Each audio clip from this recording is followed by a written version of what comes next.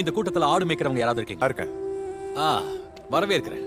நீங்க இங்க இருக்கிறது பெருமையா இருக்கு. மேய்ப்பர்களுக்கு என் இதயத்துல விசேஷ இடம் இருக்கு. இப்ப உங்க மந்தைய மேய்க்கிறது யாரு? என்னோட சகோதரன். நாங்க முறை எடுத்துட்டு மேய்ப்போம். எத்தனை ஆடுகள்? 100 இருக்கும் போதுகிறே. அதுல ஒண்ணு வழி தவறி போச்சுன்னா என்ன செய்வீங்க? நிச்சயமா அதை ஒண்ணு தேடி போவேன். நிச்சயமா. ஆனா மத்த 99 என்ன பண்ணுவீங்க? அதுங்களை அப்படியே விட்டுடுவேன். ஒரு ஆட்டை கூட என்னால எடுக்க முடியாது. ஒருவேளை அதை கண்டுபிடிச்சிட்டா நான் அதை என் தோல் மேல வச்சுட்டு வீட்டுக்கு கொண்டு வருவேன். ஒருவேளை சின்னதா கூட நடனம் ஆடலாம். உங்களுக்காக கவலைப்பட்ட உங்க நண்பர்கள் கிட்ட என்ன சொல்வீங்க? என்னோட சேர்ந்து சந்தோஷப்படுங்க. காணாம போன என்னோட ஆட்டை கண்டுபிடிச்சிட்டேன். அவர் என்ன சொன்னாருன்னு பாத்தீங்களா?